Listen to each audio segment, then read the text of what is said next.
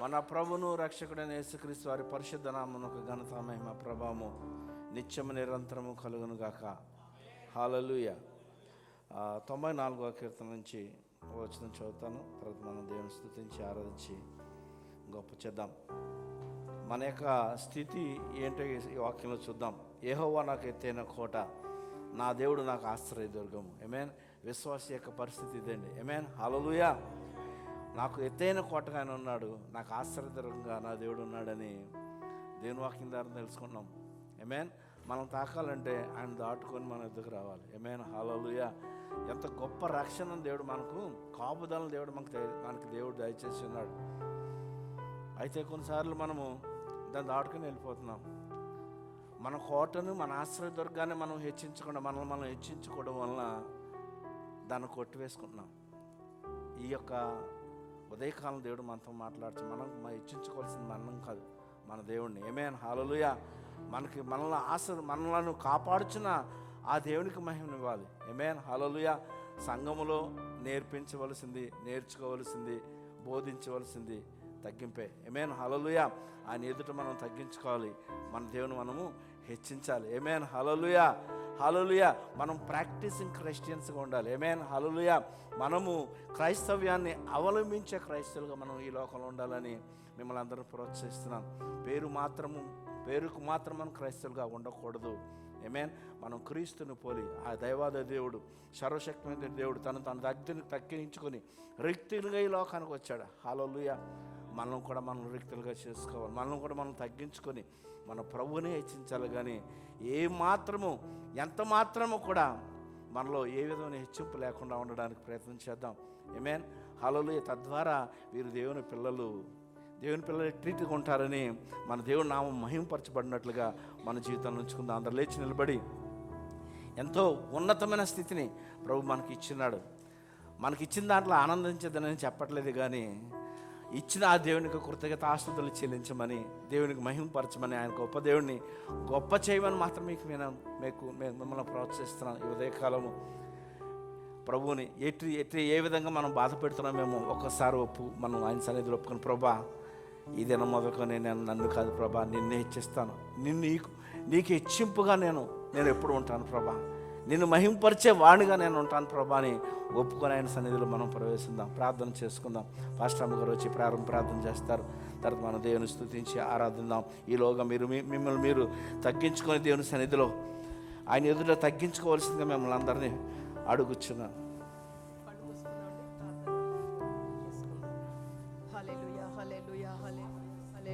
స్తుతి స్తోత్రం నాయన, స్తోత్రం తండ్రి, స్తోత్రం నాయన. హల్లెలూయా. హల్లెలూయా. ప్రభా మీకు వందనాలు, కృతజ్ఞతాస్తుతి స్తోత్రాలు తండ్రి. మహోన్నతుడా, సర్వోన్నతుడా, సర్వాధికారి, సర్వశక్తిమంతుడైన పరలోకపు తండ్రి నాయన, సృష్టికర్తమైన దేవా మీకు స్తోత్రాలు ప్రభా. అయ్యా నీవు తప్ప వేరు దేవుడు లేడు ప్రభా. నీవే తండ్రి సర్వ సృష్టికి నీ దేవుడు ప్రభా. నాయన నీవు నిజమైన దేవుడు ప్రభా. నాయన ప్రభా మరి భూలోకమందు కానీ ఆకాశమందైనా కాని ప్రభా, మరి నీ వంటి వారు ఎవరు లేరు నా తండ్రి. నీవు మహోన్నతుడు నాయన, మహాపరిశుద్ధుడు తండ్రి ప్రభా, ప్రేమగల దేవుడు ప్రభా. మీకు వందనాలు, కృతజ్ఞతలు ప్రభా, కృతజ్ఞతాస్తుతి స్తోత్రములు తండ్రి, వందనాలు ప్రభా. అయ్యా తండ్రి ప్రతి ఉదయము ప్రభా నాయన మీ యొక్క నాయన కృపలు మా జీవితంలో మీరు నూతన పరుస్తున్నారు తండ్రి ప్రభా. నాయన ప్రతి దినము కూడా మీ మేళ్లతో మమ్మల్ని నింపుచున్నారు తండ్రి.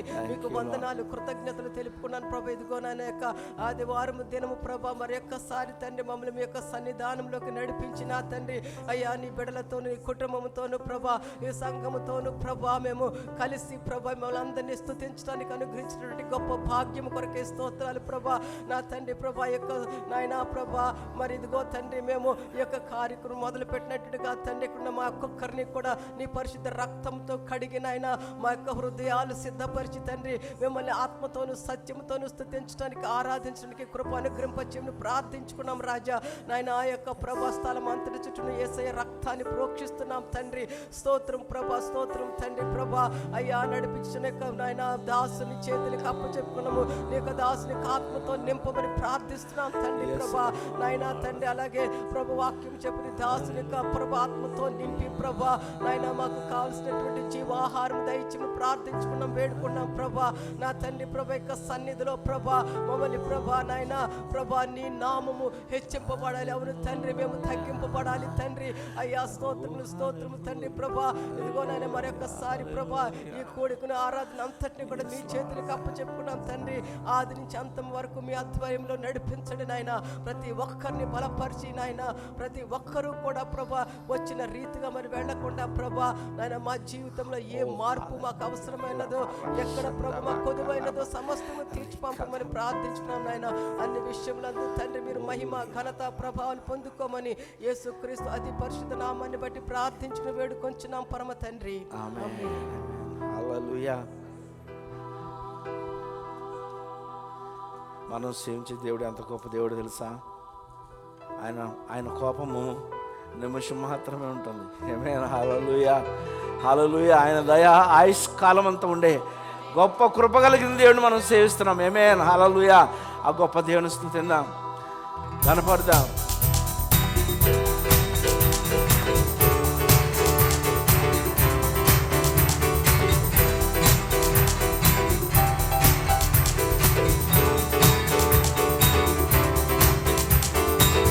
Elohim, Elohim, Elohim, Elohim, Elohim, Elohim. బలమైన దేవుడవు, బలవంతుడవు నీవు.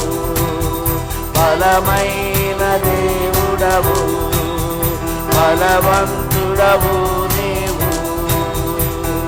శూన్యములో సమస్తములు, నిరాకారములో ఆకారము. శూన్యములో సమస్తములు, నిరాకారములో ఆకారము.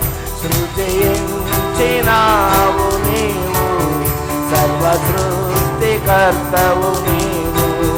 సృజించినావు నీవు, సర్వ సృష్టికర్తవు నీవు.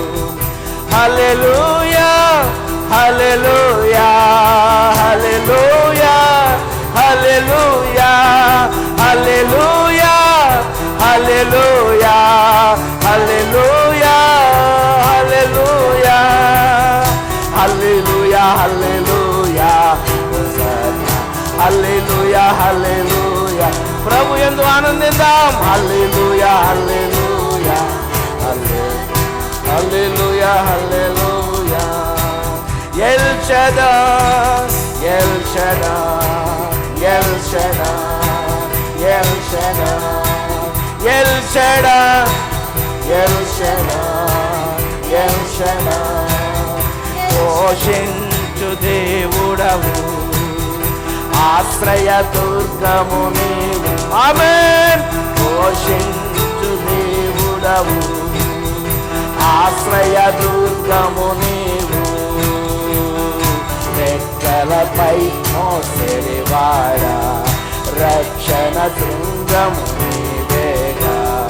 రెక్కలపై మోసేవాడా, రక్షణ శృంగము నీవేగా.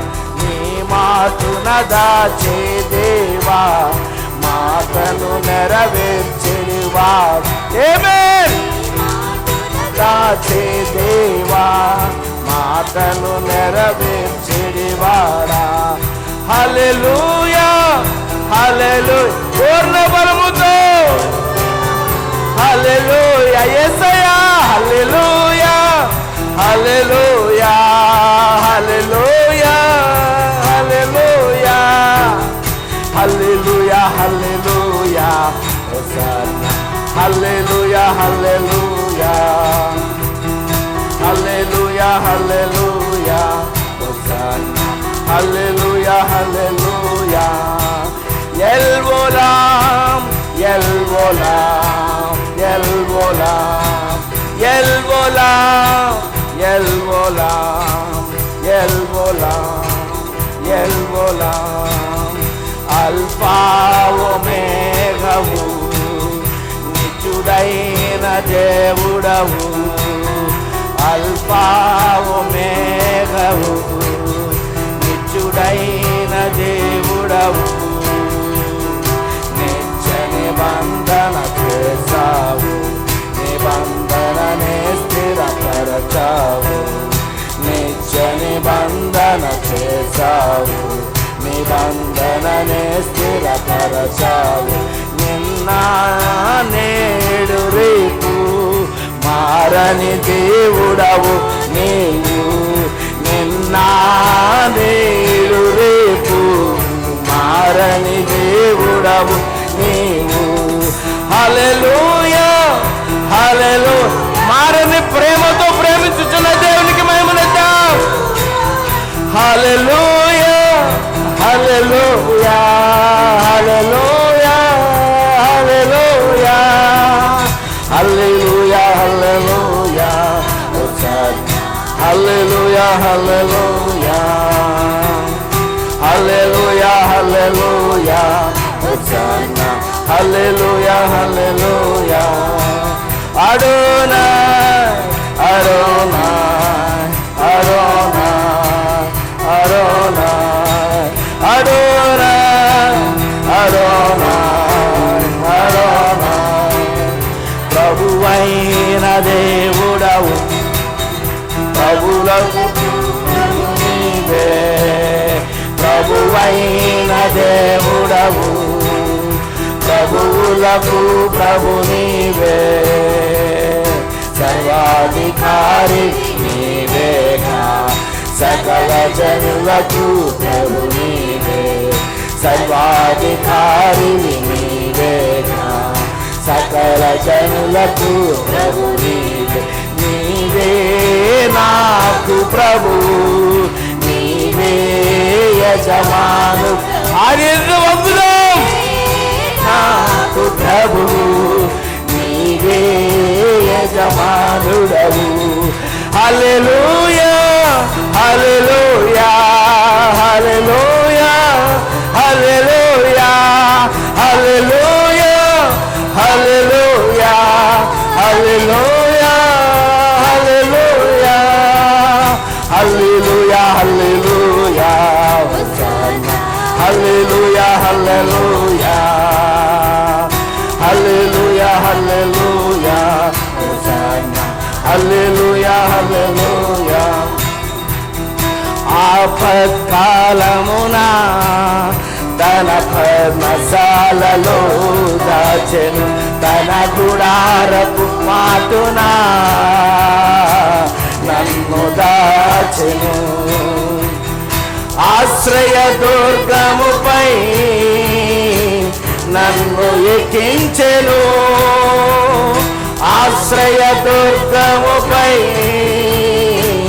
నన్ను ఎక్కించెను. యెహోవా నా ప్రాణదుర్గము, నేను ఎవరికి వెరతును, నా చేయి విడువని దేవుడు. నీ చేయి పట్టుకో, దేవుని మహిమపడతాం. యెహోవా నా ప్రాణదుర్గము, నేను ఎవరికి వెరతును, నా చేయి విడువని దేవుడుండగా నేను భయపడను. హల్లెలూయా, హల్లెలూయా, హల్లెలూయా, హల్లెలూయా, హల్లెలూయా, హల్లెలూయా,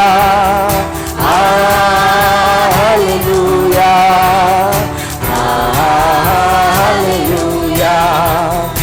ఇహలోకదు బాధలలో నీవు నాతో ఉన్నావు, ముగిని వచ్చు వరకు నన్ను ఎత్తుకునే దేవుడవు. ఇహలోక దుఃఖ బాధలలో నీవు నాతో ఉన్నావు. ముదిమి వచ్చు వరకు నన్ను ఎత్తుకొనే దేవుడవు. నీవుగాక వేరే ఆశ నాకు లేనే లేదు.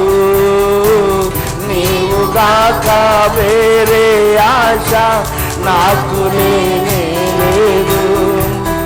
నిత్యం నీపై ఆనుకుని నిశ్చంతగా సాగెదను. నిత్యం నీపై ఆనుకుని నిశ్చంతగా సాగెదను. హల్లెలూయా, hallelujah, hallelujah, hallelujah, hallelujah, hallelujah, hallelujah.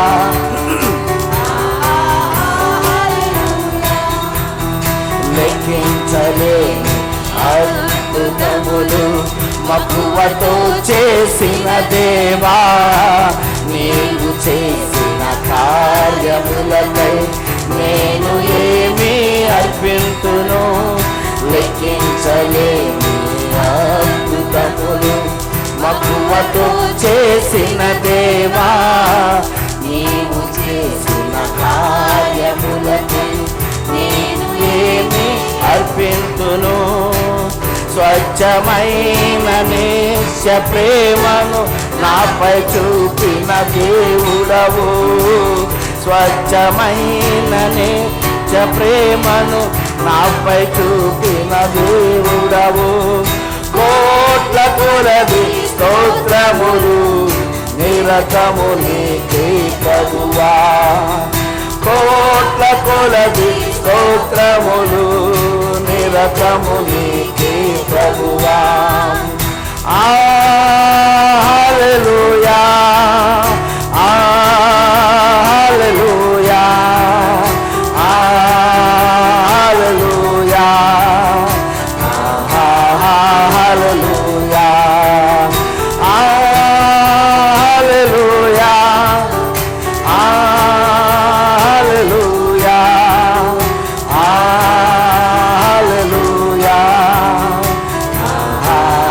Hallelujah, hallelujah, హల్లెలూయా. క్రైస్తవులైన మనం చేయవలసింది అదే, ఆయన చాటును దాక్కుని ఆయన నామమును గొప్ప చేయాలి. ఆమేన్. హల్లెలూయా, హల్లెలూయా.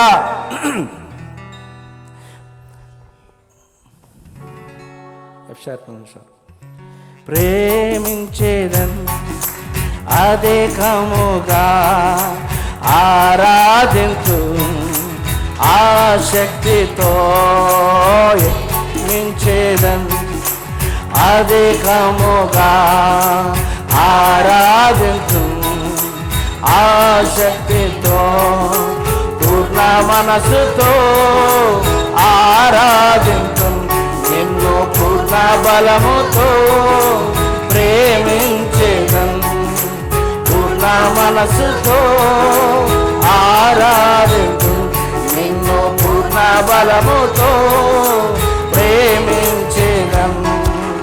ఆరాధన ఆరాధన ఆరాధన ఆరాధన ఆరాధన. హృదయము తెరిచి ఆయనకి ఆరాధన. ఆరాధన ఆరాధన ప్రేమించేదన్ అధికముగా ఆరాధించు ఆసక్తితో ప్రేమించేదన్ అధికముగా ఆరాధించు ఆసక్తితో.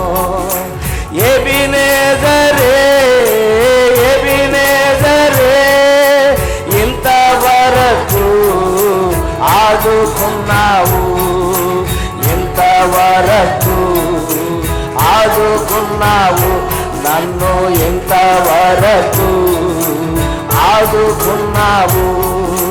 పూర్ణ మనసుతో ఆరాధించు నిన్ను, పూర్ణ బలముతో ప్రేమించేదను.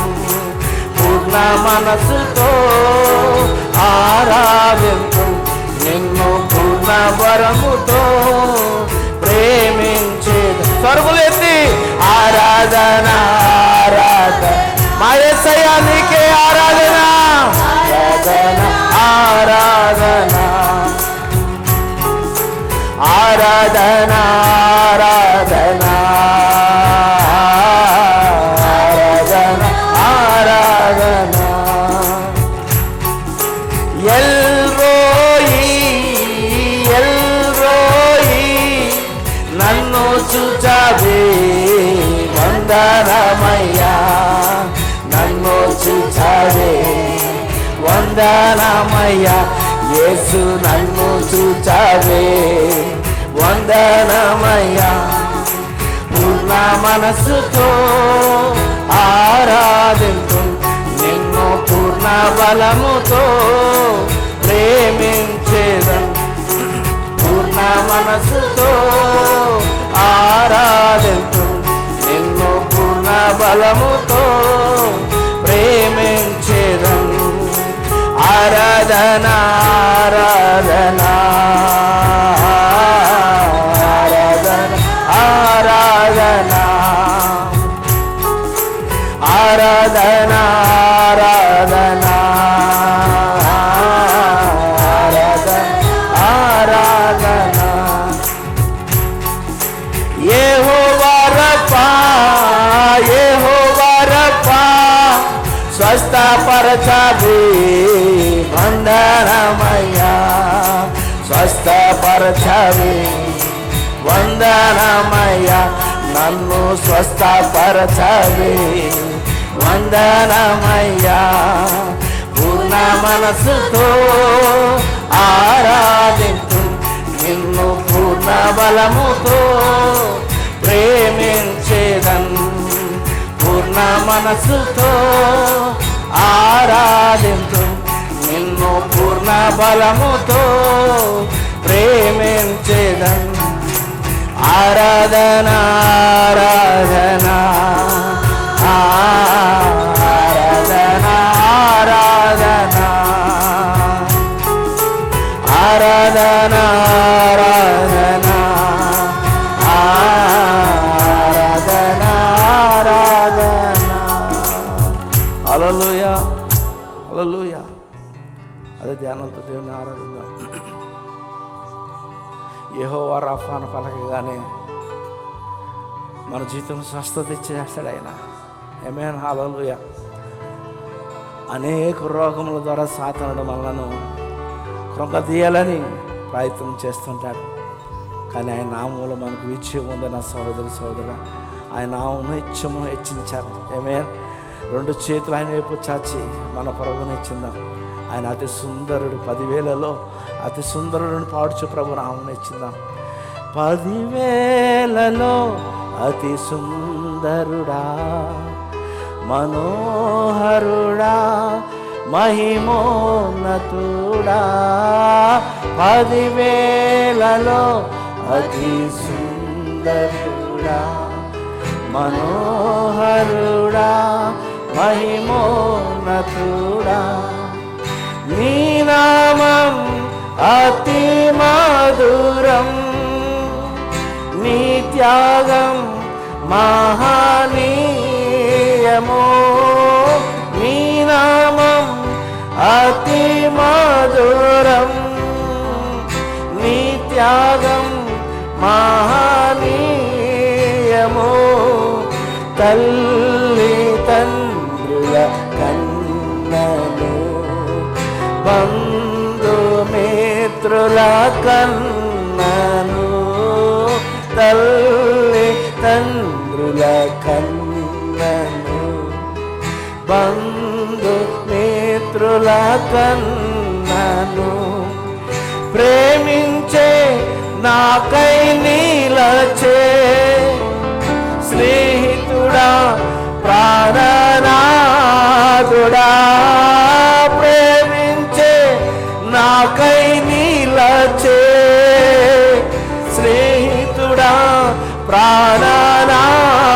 నాదుడా, 10,000లో అతి సుందరుడా, మనోహరుడా, మహిమోన్నతుడా, 10,000లో అతి సుందరుడా, మనోహరుడా, మహిమోన్నతుడా. హల్లెలూయా, hallelujah, hallelujah. El Shaddai, El Shaddai, సర్వశక్తి మంతుడా. ఎల్ షడాయ్, రెండు చేతులు చాచి ఎల్ షడాయ్, సర్వశక్తి మంతుడా. నిన్నే ఆరాధింతును, కీర్తింతును, పొగడెదను. నిన్నే ఆరాధింతును, కీర్తింతును, పొగడెదను. ఎల్ రోహీ, ఎల్ రోహీ, నన్ను చూచే దైవమా. ఎల్ రోహీ, ఎల్ రోహీ, నన్ను చూచే దైవమా. నిన్నే ఆరాధింతును, కీర్తింతును, పొగడెదను. నిన్నే ఆరాధింతును, కీర్తింతును, పొగడెదను. యెహోవా రాఫా, యెహోవా రాఫా, స్వస్థపరచు దైవమా. యెహోవా, స్వరములు ఎత్తి రాఫా, స్వస్థపరచే దైవమా. నిన్నే ఆరాధింతును, కీర్తింతును, పొగడెదను. రఫా, నిన్నే ఆరాధింతును, కీర్తింతును, పొగడెదను. యెహోవా షాలోమ్, యెహోవా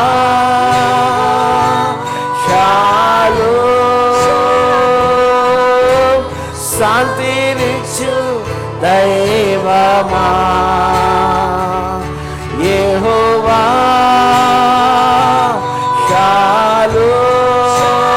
షాలోమ్, శాంతినిచ్చు దైవమా.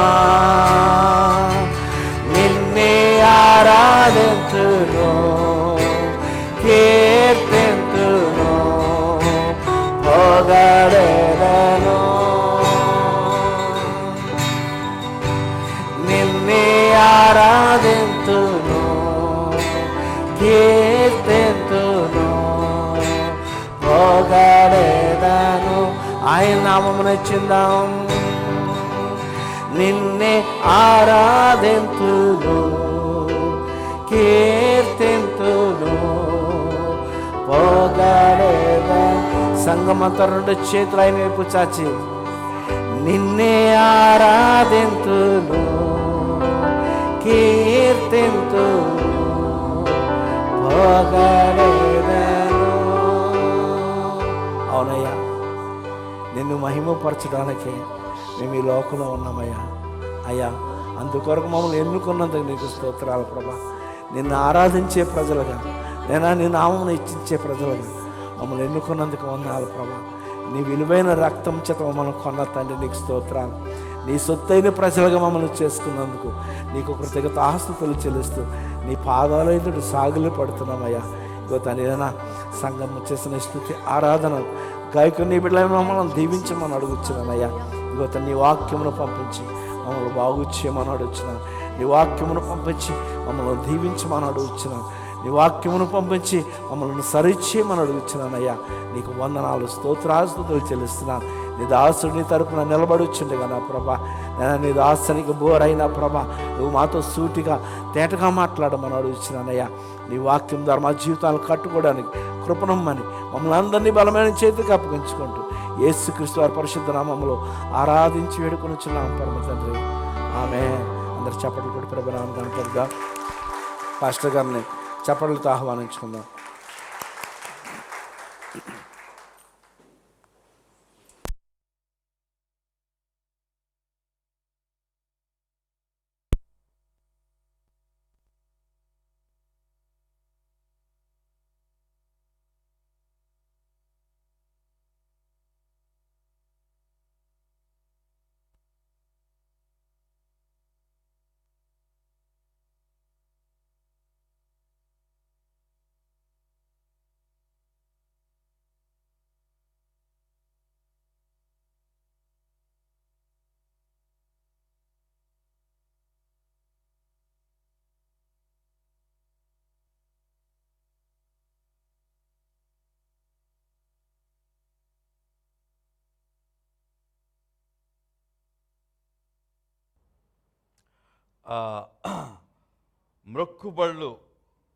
మొక్కుబడి చేసుకోవటం, చెల్లించడం గురించి కొన్ని విషయాలు చెప్తాను. అయితే మొక్కుబడి అనే మాటకు చాలా అర్థాలుంటాయి. అయితే ఎందుకు మనకు అవసరము అని మీరు అనుకోవచ్చు. మొక్కుబడి ఏంటి, ఎప్పుడు ఎవరు చెప్పలేదు, ఏం చేయలేదని మీరు అనుకోవచ్చు. అయితే దాని యొక్క అంతరార్థాన్ని మీకు చెప్తాను, దాని అవసరం చెప్తాను. లేకపోతే మనము ఎన్ని రకాలుగా మొక్కుబడులు చేసుకుంటూ ఉంటాము, చేసుకొని వాటిని చేయకుండా మానేస్తాం. అంటే వాటిని ఫుల్ఫిల్ చేయకుండా, వాటిని చెల్లించకుండా మానేసే పరిస్థితులు ఉంటాయి. వాక్యం మొదటిసారిగా వాక్యం దగ్గరికి వెళ్దాం. 116వ కీర్తన 12వ వచనము. 116వ కీర్తన 12 నుంచి చదువుకుందాం. 116:12 నుంచి. యెహోవా నాకు చేసిన ఉపకారములన్నిటికీ నేను ఆయనకేమి చెల్లించుదును. ఒక ప్రశ్న వేసుకుంటున్నాడు కీర్తనకారుడు. మనకందరికీ దేవుడు ఉపకారాలు చేస్తున్నాడు కదా అండి, చేస్తున్నాడు. అయితే మీకు ఇటువంటి ప్రశ్న ఎప్పుడైనా వచ్చిందో లేదో నాకు తెలియదు. నా యొక్క ఆత్మీయ జీవితంలో ఒక మార్పు రావడానికి, ప్రత్యేక రీతిగా వచ్చిన మార్పు రావడానికి కారణం ఏంటంటే, ఒకరోజు నాకు తెలిసింది దేవుడు నన్ను స్వస్థపరిచాడు కిడ్నీ స్టోన్స్ నుంచి. స్వస్థపరిచి ఎప్పుడు స్వస్థపరిచాడు టైం అయిపోయింది, కొంతకాలం గుర్తొచ్చింది, సంవత్సరం దగ్గరగా గుర్తొచ్చిన తర్వాత ప్రశ్న వచ్చింది, దేవుడు నాకు ఇది చేశాడు, నేను దేవునికి ఏమి చేశాను అనే ప్రశ్న వచ్చిన తర్వాత నేనేం చేయలేదు. అయితే ఒక మాట అనుకున్నప్పుడు, ఇక్కడి నుంచి నేను వాక్యం విన్నప్పుడు నాకు వాక్యంతో దేవుడు ఏం మాట్లాడతాడు, ప్రతి దాన్ని కూడా నేను పాటిస్తాను. అదే సమయంలో ఆ రోజు ఆ వాక్యం పడిన వాక్యం ఏంటంటే, ఉదయకాలం లేచి ప్రార్థన చేయాలని అక్కడ ప్రసంగికులు, నేను ఉన్నటువంటి సంఘంలో దుబాయ్లోని ఆ టైంలో ప్రతి ఉదయకాలం 5 గంటలు 5:30 సమయంలో లేచి ప్రార్థన చేసుకున్నప్పుడు దేవుడు మాట్లాడతాడు, దేవునితో మనం మాట్లాడగలుగుతాము అని ఆయన ప్రసంగించడం జరిగింది. అదే సమయంలో ఆ ఉదయకాలంలో లేచి ప్రార్థన చేయాలనుకుని ఒక నిర్ణయము నేను తీసుకున్న తర్వాత అక్కడి నుంచి మొదలు పెట్టాను. కష్టమైంది మొదట. అయితే అక్కడి నుంచి నా యొక్క ఆత్మీయ జీవితం సంపూర్ణంగా మారిపోయింది. దేవుని యొక్క వాక్యం చాలా చిన్నప్పటి నుంచే చదువుతున్నాం. మా ఇంట్లో అలవాటు, బహుశా 7-8 సంవత్సరాల వయసు నుంచి వాక్యం చదవటము, లేకపోతే దాని తర్వాత ఇంట్లో మా బైబిల్ మొదటి నుంచి ఆఖరి వరకు ఫ్యామిలీ ప్రేయర్లో మేము చదువుకోవటం అలవాటు ఉంది. అయితే చదవటం అయిపోయింది. అయితే ఎప్పుడైతే ఉదయకాలం లేచి ప్రార్థన చేయటం మొదలు పెట్టానో, నాకు వాక్యంలో అనేక విషయాలు అర్థం అవటం మొదలుపెట్టాయి. దాంట్లోంచి వచ్చిన ఒక భాగంగా దశమ భాగం ఇవ్వాలని నేర్చుకోవటం.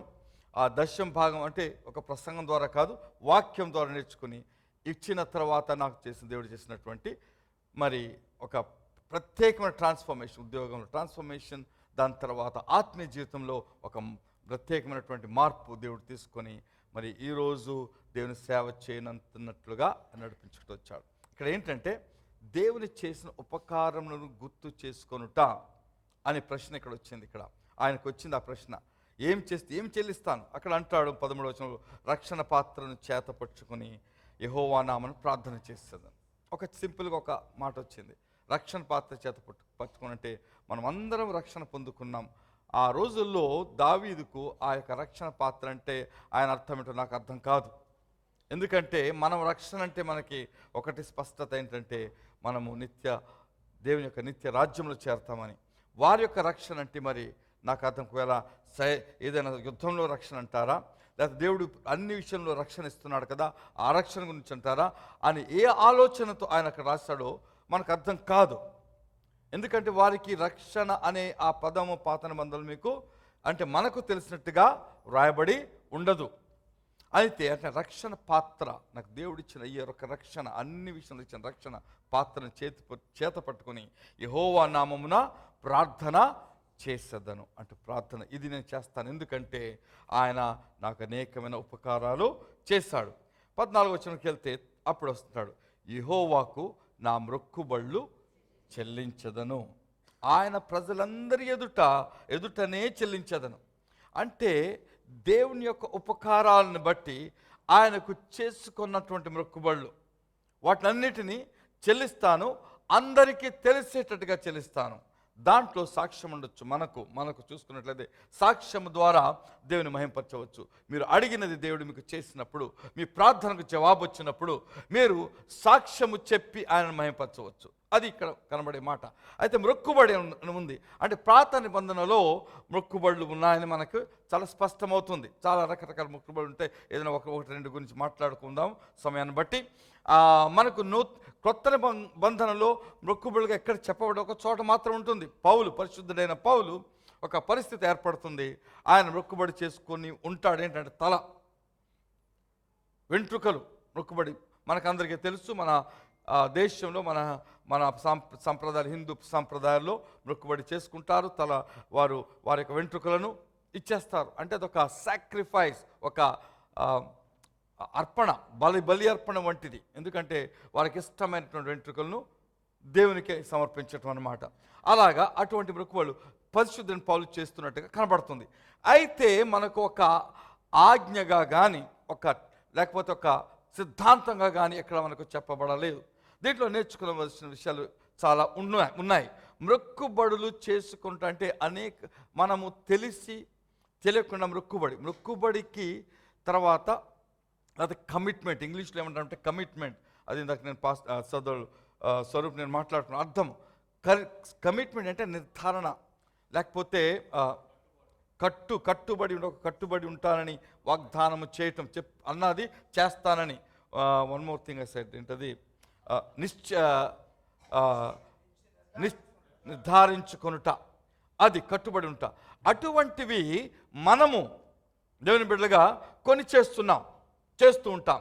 అనేక సార్లు వాక్యం చెప్పినప్పుడు మీలో ఎవరు ఈ రోజు నుంచి, లేకపోతే ముందు చెప్పినట్టుగా ఎవరు ఉదయకాలం లేచి ప్రార్థన చేస్తారు, వారు మీరు లేచి నిలబడితే చేయాలని ఆశపడుచున్నారు, మీరు లేచి నిలబడితే ప్రార్థన చేస్తాను అని నేను అంటాను. లేకపోతే ఎవరు మరి ఏదో ఒక నిశ్చయత చేసుకోవడానికి ఒక నిర్ణయం తీసుకుని ఈ రోజు నుంచి ఈ పని నేను చేస్తాను దేవుని కోసము అని మీరు ఎవరు నిర్ణయం తీసుకుంటారు అన్నప్పుడు మన సంఘంలో ఇక్కడ సాధారణ అందరూ లేచి నిలబడుతున్నారు. దాన్ని ఆలోచించి నిలబడుతున్నారో ఆలోచించకుండా నిలబడతాను నాకు తెలియదు. మీరు నిర్ణయం తీసుకుని ఈ రోజు నుంచి పాస్టర్ గారు చెప్పిన ఈ వాక్యమును బట్టి నేను జీవిస్తానని మీరు నిజంగా ఆలోచించి మీ హృదయంలో అనుకుని దేవునితో మాట్లాడి మీరు నిలబడుతున్నారో లేకపోతే ఎందుకు నిలబడుతున్నారో నాకు తెలియదు. ఈ మాట మీకు స్పష్టం చేస్తున్నాను. ఒకవేళ నేను అన్న మాట ప్రకారంగా మీరు నిలబడినట్లయితే మీరు అనుకోకపోయినా నా మాటను బట్టి అన్న మీరు కట్టుబడిపోతున్నారు. అర్థమైందా? నేను అన్నా అనుకోండి, ఈ రోజు నుంచి ఎవరు ఉదయకాలం నుంచి ప్రార్థన చేయాలి అని నిర్ణయించుకొని లేచి నిలబడమంటే ఒకరు నిర్ణయించుకుని లేచి నిలబడతారు, లేదా చేతులు ఎత్తుతారు, నిలబడ్డారు. వారితో పాటు మిగతా వాళ్ళు నిలబడుతున్నారేమో. మీరు అనుకోకపోయినా నేను అన్న మాటను బట్టి మీరు కట్టుబాటులో వచ్చేస్తున్నారు. అర్థమైందా? అందుకు మీరు నిలబడ్డారు. నిలబడకుండా ఉండటం మంచిది అని ఇలాగన్నానని ఈరోజు నుంచి భయపడి ఇలా చేస్తే మంచిది కదా కూర్చోవటం అనే అర్థం కూడా కాదు. ఏదైనా మీకు అర్థం కావాలి, అర్థమైన దాని ప్రకారంగా మీరు నిర్ణయం తీసుకోవాలి. నిర్ణయం తీసుకున్న ప్రకారంగా దేవునితో వాగ్దానం చేయాలి. ఇప్పుడు మొక్కుబడి అనే మాటకు ఒక విధానం ఏంటంటే, మొక్కుబడి విషయం గురించి మాట్లాడినట్లయితే మనకు వాక్యంలోనే ఉన్నాయి. కొన్ని ఉదాహరణలు వీలైతే చెప్తాను. మొక్కుబడి అంటే, ప్రభువా నాకు నీవు ఫలానా కార్యము చేస్తే నేను నీకు ఇది చేస్తాను, లేకపోతే నాకు ఈ ఉద్యోగం ఇస్తే మొదటి జీతాన్ని నీకు ఇస్తాను, అదొక మొక్కుబడి. ఈ ఫలానా ఉద్యోగం వస్తే దాంట్లో సగం జీతం నీకు ఇస్తాను, లేకపోతే సగం జీతం నేను బీదలకు పంచుతాను, లేకపోతే భోజనం పెట్టి అందరికీ నేను సాక్ష్యము చెప్తాను. ఇవన్నీ మొక్కుబడులే. ఈ మొక్కుబడి నువ్వు ఇది చేస్తే నేను ఇది చేస్తాను. కొంతమంది ప్రసంగికులు అంటారు, దేవునితో మనం బిజినెస్ చేయకూడదు. ఒప్పుకుంటాను, దేవునితో బిజినెస్ కాదు. ఇదేంటంటే, నీవు దేవునితో ఒక ఒప్పందము చేసుకుంటున్నావు, దాన్ని నీవు ఏం చేస్తావు చెప్తున్నావు, దానిని దేవుడు ఆలకిస్తాడు, దానిని దేవుడు మరి స్థిరపరుస్తాడు కూడా. ఎందుకంటే వాక్యానుసారంగా చూసుకున్నప్పుడు కొన్ని మనకి ప్రతిజ్ఞలు కనపడుతున్నాయి. ప్రతిజ్ఞ అన్నా కూడా మొక్కుబడితో సమానం. అయితే రెండవది మీకు చెప్పిందంటే కమిట్మెంట్ అన్నాను. కమిట్మెంట్ అంటే అది ప్రతిజ్ఞ చేయటం. ఏంటంటే, ఈ రోజు నుంచి మనకు కండిషన్ లేదు, నువ్వు ఇది చేస్తే చేస్తానని కాదు. నీకు కోసం నేను ఇలాగుంటాను ప్రభా, నీకోసం నేను సాక్ష్యం చెప్తాను, నేను ఈ సంవత్సరంలో కనీసం ఒక్కరికైనా నేను సువార్త చెప్పి వారిని దేవునిలోకి నడిపిస్తాను అని నువ్వు అనుకున్నావంటే, దాని ప్రకారంగా నీ యొక్క ప్రతి దినచర్యలలో మార్పు రావాలి. అది మొక్కుబడి చెల్లించటం అంటే. ఇక్కడ కీర్తనకారుడు ఏమంటున్నాడు, మొక్కుబడి చెల్లిస్తా అంటాడు. అదే కీర్తనకారుడు 103వ కీర్తనలో ఇలాగంటాడు, 2వ వచనం, నా ప్రాణమా యెహోవాను సన్నిధించుము, ఆయన చేసిన ఉపకారములలో దేని మరువకుము. ముందేం చదువుకున్నాం, ఆయన చేసిన ఉపకారాలన్నిటికీ, ఆయన చేసినటువంటి మరి ఉపకారాలన్నిటికీ నేను ఏమి చెల్లింతును. ఇక్కడేమన్నాడంటే, ఆయన చేసిన ఉపకారంలో దేనిని మరువకము. అలాగని ప్రశ్న వచ్చినప్పుడు ఏం ఉపకారాలు చేస్తాడు అని ప్రశ్న వస్తుంది. ఆ ఉపకారాలు చూసినప్పుడు అక్కడ చిన్న లిస్ట్ ఉంది మన దగ్గర. అక్కడ ఏముంది, ఆయన నీ దోషములన్నిటినీ క్షమించువాడు. ఆయన మీకు పాప క్షమాపణ దయచేసినందుకు మీరు ఏమిచ్చారు, ఆయనకి ఏమిస్తున్నారు? మీకు ఇచ్చిన రక్షణ, పాపక్షమాపణదే. మీకు ఇచ్చిన రక్షణ బట్టి మీరు దేవునికి తిరిగి ఇచ్చేది ఏంది? మీరు అనొచ్చు, నేను ప్రతి ఆదివారం చర్చికి వెళ్ళి నేను దేవుని స్తుతించి ఆరాధిస్తున్నాను, నాకు కానుకలు ఇస్తున్నాను, లేకపోతే నా దశమ భాగాలు ఇస్తున్నాను, ఇది నేను చేస్తున్నాను అనొచ్చు. అది కూడా రైటే, అది మనం చేయాలి. అయితే దాన్ని చేసిన విషయాన్ని మరువకుండా ఆయనకు నిత్యము కృతజ్ఞతాస్తుతులు చెల్లించే బాధ్యత మనకుంది, మరవకూడదు. రెండవది ఉపకారం, నీ దోషములను నీ సంకటములన్నిటినీ కుదుర్చో. నీ ప్రాబ్లమ్స్, సంకటములు అంటే నీకు అనేకమైన సమస్యలు వస్తున్నాయి, ప్రాబ్లమ్స్ వస్తున్నాయి, వాటిని ఒక్కొక్కటి ఆయా సమయంలో ఆయన తీరుస్తూ వస్తున్నాడు. సడన్గా ప్రాబ్లం వచ్చింది, ఆయన తీరుస్తున్నాడు. ఈ దేశంలో ఉంటానో ఉండనో అన్న పరిస్థితి వచ్చింది, ఉంచాడు. ఉద్యోగం పోతుందో ఉందో అన్న పరిస్థితి వచ్చింది, అది పోకుండా కాపాడాడు. పోయింది, అయితే నీకు మంచి ఉద్యోగం ఇచ్చాడు. ఏదో విధంగా నీ సంకటాలను ఆయన తీరుస్తున్నాడు. తర్వాత 4వ వచనం, సమాధిలో నుండి నీ ప్రాణం విమోచించున్నాడు. మనము ప్రతిదినము చనిపోవడానికి మనందరము ఎప్పుడైనా చనిపోవచ్చు, దానికి ఒక లెక్క లేదు, ఎప్పుడైనా చనిపోవచ్చు. అంటే సమాధిలో ఉండి మన ప్రాణాన్ని ప్రతిదినం ఆయన రక్షిస్తున్నాడు. ఈరోజు పొద్దున లేచి ఇక్కడికి వచ్చామంటే ప్రాణం ఇచ్చాడు కాబట్టి, శ్వాస ఇచ్చాడు కాబట్టి ఇక్కడ చేస్తున్నాం. రాత్రి పడి నిద్రలో వెళ్ళిపోవచ్చు, మనం ఎక్కడైనా ఏమైనా జరగవచ్చు. అయితే దేవుడు మన ప్రాణంను విమోచిస్తున్నాడు. తర్వాత ఏమన్నా అంటే, కరుణా కటాక్షం నీ కిరీటంగా వచ్చున్నాడు. ఎప్పుడు కూడా నీకు కరుణ, ఆయన నీ కృప చూపిస్తున్నాడు. మనకు దొరికేవన్నీ పొందుటకు అర్హులమని అనుకోవద్దు.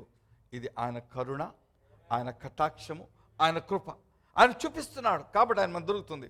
తర్వాత పక్షిరాజు యవ్వనం వలె నీ యవ్వనం క్రొత్త దగ్గుచున్నట్లు మేలుతో నీ హృదయంను తృప్తిపరుచున్నాడు.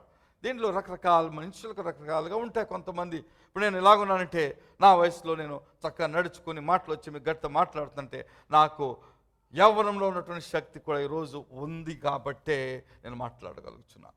మార్పులు వస్తాయి, శరీరంలో మార్పులు వస్తాయి, ముక్కలు మార్పులు వస్తాయి, వెంట్రుకల రంగు మారిపోతుంది, తల ఊడిపోతుంది, ఇవన్నీ జరుగుతాయి. ఇవన్నీ జరిగినా సరే దేవుని శక్తి ఏం చూపిస్తుందంటే ఐఎమ్ స్ట్రాంగ్. అక్కడ కాలేబ్ అంటాడు, నాకు 80 సంవత్సరాలు వచ్చాయి, అయినా నేను 40 సంవత్సరాల క్రితం ఏం చేయగలను అది ఇప్పుడు కూడా చేయగలను అంటాడు. అలాగున మీ మనస్సు మీరు లేకపోతే ప్రతిరోజు నేను ముసలోని అయిపోతున్నాను, టైం అయిపోతుంది, ఇంకా చాలా కాలం అయిపోయింది అని నువ్వు అనుకుంటా ఉంటే అలాగే అయిపోతావు. లేదు, దేవుడు నన్ను బలం ఇచ్చిన కోది ఆఖరి వరకు, ఆఖరి దినం వరకు నేను దేవుని యొక్క సేవ చేస్తాను అని నేను అనుకుంటాను. నేను అలాగే చేస్తాను అనుకుంటున్నాను. ఆఖరి దినం వరకు, ఆఖరి దినం ఎప్పుడైనా రావచ్చు, రేపు రావచ్చు, లేకపోతే ఇంకొక 20 సంవత్సరాలు లేకపోతే 30 సంవత్సరాలు కూడా ఉండవచ్చు, మనకు తెలియదు. హల్లెలూయా. కాబట్టి పక్షిరాజు ఎవరిని క్రొత్త దగ్గుచున్నట్లు మేలుతో నీ హృదయం తృప్తిపరుచుతున్నాడు. ఆ కాన్ఫిడెన్స్, నీ హృదయం దేవుని మీద నీకు ఆ విశ్వాసం ఉన్నప్పుడు హృదయం తృప్తి చెందుతుంది. నేనున్న పరిస్థితిలో నేను చాలా బాగా చక్కగా ఉన్నాను, ఐఎమ్ వెరీ గుడ్ అని మీకు సంతోషంతో ఉన్నప్పుడు తృప్తిగా ఉంటుంది. హల్లెలూయా. అయితే మనం ఇంకోసారి ప్రశ్నకు వద్దాం, అసలు మొక్కుబడులు చెల్లించుకోవాలా వద్దా? వాక్యం ఏం చెప్తుంది చూసినట్లయితే కొన్ని మాటలు ఇక్కడ కనబడుతున్నాయి. ఈ మాట చూస్తే ఇలాగ అనిపిస్తుంది. ఇది ప్రసంగి 5వ అధ్యాయము 5వ వచనం. ప్రసంగి 5వ అధ్యాయము 5వ వచనం. అక్కడ ప్రీచర్, నీవు మ్రొక్కుకొని దాన్ని చెల్లించుము. నీవు మ్రొక్కుకొని చెల్లింపక ఉండట కంటే మ్రొక్కు కొనకుండుట ఏ మేలు. ప్రీచర్ ఎక్లేషియాస్టిస్. ప్రసంగి ఇక్కడ అంటే ప్రసంగి అంటే సొలొమోను రాస్తున్నాడు, నీవు మ్రొక్కుకొని దాన్ని చెల్లించుము. నీవు మ్రొక్కుకొని చెల్లింపకుండుట కంటే మ్రొక్కు కొనకుండుట మేలు. ఇదొక సత్యం. కాబట్టి ఊరుకనే మ్రొక్కుకోవద్దు. కాబట్టి అక్కడ ఏమన్నా దానికి బదులు మొక్కుకోకుండా ఉండటమే మేలు. ఒక విధంగా చూస్తే ఇంగ్లీష్లో ఎలా ఉంటుందంటే better is that you should not. మొదటి మాట అది మొక్కుకోవద్దని చెప్తుంది ఇక్కడ మాట. ఇప్పుడు మనం అలాగే అర్థం చేసుకుందామా, లేకపోతే ఆ యొక్క వాక్యమంతా చదివి దాంట్లో ఉన్నట్టు సంపూర్ణ అర్థం చేసుకుందాం. మొక్కుకోవద్దు, ఇంగ్లీష్ చదవగానే మొక్కుకోవద్దు అని చెప్తుంది. సో మొక్కుకోకూడదు. ఇక్కడ ఏమన్నా నువ్వు మొక్కుకుని చెల్లించకుండా ఉంటే మొక్కుకోవద్దు, అదే అర్థం అక్కడ ఇంకా ముందు ఇంకో వాక్యం చూసుకుందాం. సామెతలు 20వ అధ్యాయం 25వ వచనం. వివేచింపక ప్రతిష్ఠితమని చెప్పుటయు మొక్కుకొనిన తర్వాత దాని గురించి విచారించుటయు ఒకనికి ఉరియగును. అది పరిస్థితి. నువ్వు ఆలోచించకుండా మొక్కుకున్నావు, లేకపోతే నిశ్చయత చేసుకున్నావు దేవుని సన్నిధిలో, అప్పుడు నువ్వు అన్నావు కాబట్టి, దేవునితో చెప్పావు కాబట్టి అది నువ్వు చేయకుండా ఉంటుంది, నీకు ఊరి కింద ఉంటుంది. అంటే జాగ్రత్తగా ఉండు. నీ యొక్క మాటలు ఇదే ఇందాక చదివినటువంటి ప్రసంగిలో 5 మొదట్లో చూసినట్టే నువ్వు దేవుని దగ్గరికి వచ్చినప్పుడు నీ మాటలు త్వరగా ఇష్టం వచ్చినట్లుగా మాట్లాడదు. ప్రార్థనలో ఇష్టం వచ్చినట్లుగా మాట్లాడుకో. జాగ్రత్తగా ఆలోచించి నువ్వు మాట్లాడేది దేవునితో. మీ బాస్ దగ్గరికి, మీ యొక్క అధికారి దగ్గరికి వెళ్ళినప్పుడు మీరు ఊరికనే ఇష్టం వచ్చినట్టుగా ఫ్రెండ్తో మాట్లాడరు. జాగ్రత్తగా మాట్లాడతారు. Sir this is my problem, లేకపోతే ఇది నా సమస్య, కొంచెం నాకు సాయం కావాలి, లేకపోతే సెలవుకి వెళ్ళాలనుకున్నాను, ఇది చేయాలనుకుంటున్నాను, కొంచెం హై పొజిషన్ ఉన్నారు, నాకు ఈ ప్లాన్ ఉంది, ఈ ప్లాన్ చేయాలనుకుంటున్నాను, ఊరికి వెళ్ళి నేను అది చేస్తాను. కొంతమంది ఉంటారు, బాస్ నేను ఇది చేస్తాను, ఈ యొక్క ప్రాజెక్ట్ చేస్తాను, మనకు చాలా లాభం అని చెప్పుకునేవాళ్ళు ఉంటారు. ఏమీ చేయడం చేత కాకుండానే చెప్పేవాళ్ళు ఉంటారు. అలా కాకుండా జాగ్రత్తగా మాట్లాడాలని ఇక్కడ చెప్పబడుతుంది. మరలా ఇందా చదివిన ప్రసంగిలో 5వ అధ్యాయం 4వ వచనం మాత్రం స్పష్టత చేస్తుంది. 4వ వచనంలో నీవు దేవునికి మొక్కుబడి చేసుకునేలా దాన్ని చెల్లించుటకు ఆలస్యం చేయకు. Very important.